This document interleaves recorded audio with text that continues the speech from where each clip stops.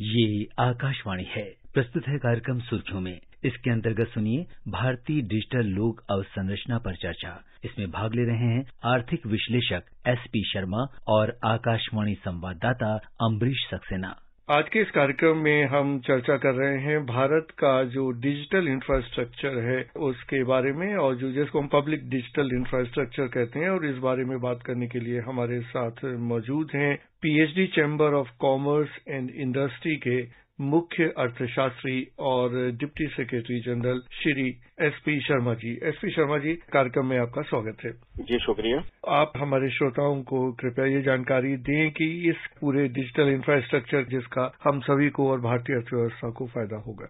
Digital public infrastructure, जिसको हम DPI भी कहते हैं, भारत ने बहुत अच्छे से माहिरियत हासिल की है। जैसे कि अगर हम शुरुआत में देखें कि क्या क्या इसके पहलू हैं, जैसे जो ट्रांजैक्शंस हैं, जो फाइनेंशियल ट्रांजैक्शंस हैं, इसमें तेज गति से माहिरियत हासिल की है। और फिर आधार है, जैसे आधार के ऊपर आपने देखा होगा कि आधार एक जरिया बन चुका है जो कि हर एक जगह पे मान्य है, जिसको सरकार की मान्यता प्राप्त है, और जो आपका एक बहुत बड़ा आइडेंटिटी प्रूफ है, जिसको सरकार ने डिजिटल के जरिए ही उसका इतना स्प्रेड किया है। ये एक बहुत बड़ी उपलब्धि है। हमारा जो डिजी लॉकर जिसको हम बोलते हैं, जिसमें ऑनलाइन स्टोरेज बहुत अच्छे से, उसमें हमने काफी अच्छी माहिरियत हासिल की है। तो ऑब्जेक्टिव है कि ऑनलाइन पेपरलेस एंड कैशलेस हमारी ट्रांजैक्शंस हैं, उनका और ज्यादा तेज गति से आगे बढ़े, जो कि पब्लिक एंड प्राइवेट सर्विसेज को सपोर्ट करते हैं। अगर हम देखें इस सेगमेंट में हमने क्या माहिरियत हासिल की, तो एक तो हम वर्ल्ड में सबसे तेज गति से आगे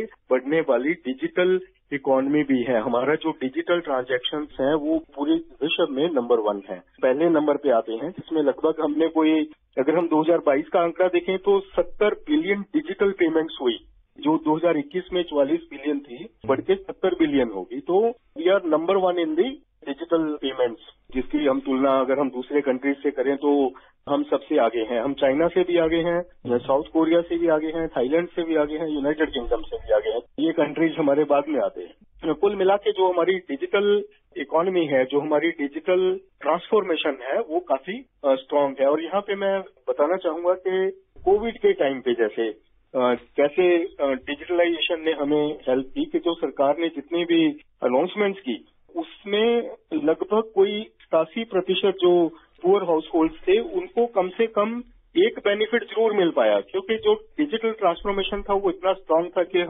हमारी घोषणाएं थी वो बहुत तेज गति से आगे लाभार्थी के पास पहुंच पाई।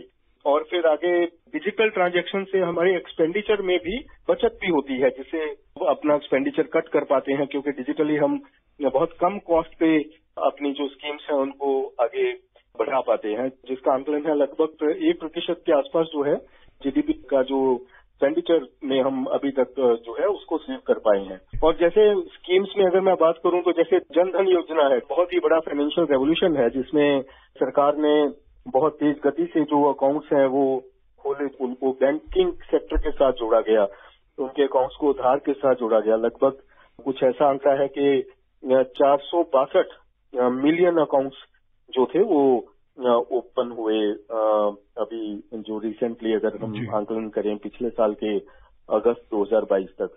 और फिर बैंक्स जो है वो KYC नॉर्म्स यूज करते हैं, जो कि बहुत ही लो कॉस्ट का जो नो योर कस्टमर जरिया है। कोविड-19 में एक वैक्सीनेशन एक बड़ा चैलेंज था। इतनी बड़ी पॉपुलेशन को, लगभग उस टाइम के जो 133 करोड़ लोग भारत के थे, उनमें से जो भी एलिजिबल थे उनको कैसे वैक्सीनेट किया जाए। तो एक हमने स्कीम अडॉप्ट की, कोविन के जरिए हम डिजिटल, जैसे ही आप इंजेक्शन लेते थे तो एकदम से आपके पास मोबाइल में ही मैसेज आ जाता था, आपका फर्स्ट डोज हो गया है, सेकेंड डोज हो गया है, और आपको फिर सर्टिफिकेट भी मिलता था। उसे डिजिटल प्रोसेस के जरिए ही हम ट्रैक कर पाए कि कितने करोड़ भारत के लोगों को वैक्सीनेशन हो चुकी है और कभी कितने बचे हैं, और ये आंकड़ा किस तरीके से आगे बढ़ रहा है। और इस व्यवस्था को बाद में कुछ और दूसरे कंट्रीज में भी यूज किया।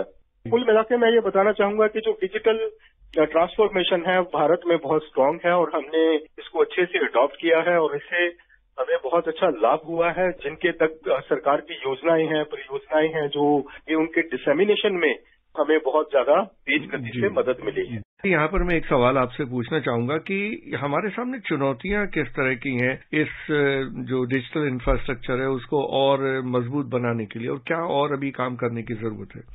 कोई भी व्यवस्था है उसमें चुनौतियां तो रहती हैं, और कोई भी ऐसा पैमाना नहीं होता कि हमने इसमें सब कुछ अचीव कर लिया है। उसमें आगे और अचीवमेंट्स की बहुत अच्छे से जरूरत रहती है, और इम्प्रूवमेंट का लेवल कभी खत्म होता नहीं है। तो चुनौतियों में खास करके जो हमारी ट्रैकिंग है कि मिसयूज ना हो, जिस तरीके से कई बार हैक करके कई बार अकाउंट्स में हम देखते हैं कि भाई फ्रॉड्स कई बार होते हैं, लोग उसका दुरुपयोग करते हैं। तो उन चीजों की रोकथाम के लिए जो व्यवस्था है उसको सरकार ऑलरेडी काफी फोकस्ड है और काफी स्ट्रांग किया है, और आने वाले टाइम में और उसको स्ट्रांग करने की जरूरत है कि जो लोग इसका मिसयूज करते हैं उनके ऊपर एक तरीके का स्ट्रांग ट्रैक है, वो उनको उस चीज को करने से पहले ही उनको रोक दिया जाए। हमारे लिए एक बहुत बड़ा एक चैलेंज भी है, और उसके लिए हमें आशा है कि उसमें हम आगे और उपलब्धि कर पाएंगे, और अच्छे से हम अपना जो डिजिटल इकोनॉमी है उसको ट्रैक कर पाएंगे कि उसका कुछ कहीं पे मिसयूज ना हो। और इसमें आगे कुछ और क्या हो सकता है, जैसे आपने बहुत बढ़िया प्रश्न किया कि हम कैसे आगे बढ़ सकते हैं। बहुत कुछ है। अभी तो हमने खास करके जो ट्रांजैक्शंस हैं, जो फाइनेंशियल ट्रांजैक्शंस हैं, उसमें बहुत बड़ी हमने उपलब्धि की है। तो आने वाले टाइम में हमारी जो डिजिटल ट्रांसफॉर्मेशन है, जैसे कि बहुत सारी ऐसी व्यवस्थाएं हैं जहां पे हमें अभी भी कुछ पेपर से काम करना पड़ता है, जहां पे सबमिशंस जैसे करके जो एडमिनिस्ट्रेटिव प्रोसीजर्स हैं उसमें हमें बहुत सारी जगह पे पेपर वर्क करना पड़ता है, पेपर सबमिशंस करने पड़ते हैं। तो उनको हम आगे ट्रांसफॉर्म कर सकते हैं डिजिटल सबमिशंस के। हम इसमें पेपर सबमिट करने का जरूरत ही नहीं है, इसको हम डिजिटली ही आगे उसकी कॉपीज जो है वो सबमिट की जा सकती है। एक सिस्टम होगा जिससे कंप्लायंस कॉस्ट है वो भी कम होंगे, और करप्शन है उसमें भी और लगाम आएगी। टाइम की भी बचत होगी जब हम ज्यादा से ज्यादा प्रोसेसेस हैं उनको हम पेपर की बजाय उनको हम डिजिटली सबमिट करना शुरू कर देंगे। शर्मा जी, आप क्या सोचते हैं कि ग्रामीण क्षेत्रों में कुछ और हमें अतिरिक्त उपाय करने की जरूरत है? क्योंकि शहरों में तो हम देखते हैं कि लोग काफी कंफर्टेबली अब उस जोन में आ गए हैं जहां डिजिटल ट्रांजैक्शंस और डिजिटल पूरे इंफ्रास्ट्रक्चर का इस्तेमाल कर रहे हैं, लेकिन ये इंफ्रास्ट्रक्चर गांव में शहरों की बनिस्बत थोड़ा सा उतना स्ट्रांग नहीं दिखाई देता। जी बिल्कुल, वो एक स्वाभाविक है कि जो ट्रांसफॉर्मेशन है वो ज्यादातर शहर हैं जहाँ पे जो सपोर्ट इंफ्रास्ट्रक्चर है वो अवेलेबल है, जहाँ पे इंटरनेट सर्विसेज जो है वो बहुत अच्छे से अवेलेबल हैं, जहाँ पे कंप्यूटर आधुनिकरण है, जहाँ पे एडवांस चीज के जो हमें डिजिटल प्रोसेसेस में जाने का जो एक जरिया होता है वो मिल जाता है। अभी गांव में हम उस हद तक आगे नहीं बढ़ पाए हैं, तो हमें वो डिजिटल इंफ्रास्ट्रक्चर जो है दूर दराज के गांव में भी क्रिएट करना होगा, सो दैट के वो लोग भी उसका एक भरपूर फायदा उठा पाएं। और इसमें सबसे बड़ी जो चुनौती है एक अवेयरनेस की, कि उनको अवेयर किया जाए कि भाई आप इस चीज को डिजिटली भी कर सकते हैं। काफी लोगों को जो है कई बार पता नहीं होता कि वो इसके लिए डिजिटल सबमिशन भी कर सकते हैं, वो उसके लिए अभी भी पेपर वर्क करते हैं या के ऊपर ही आधारित है।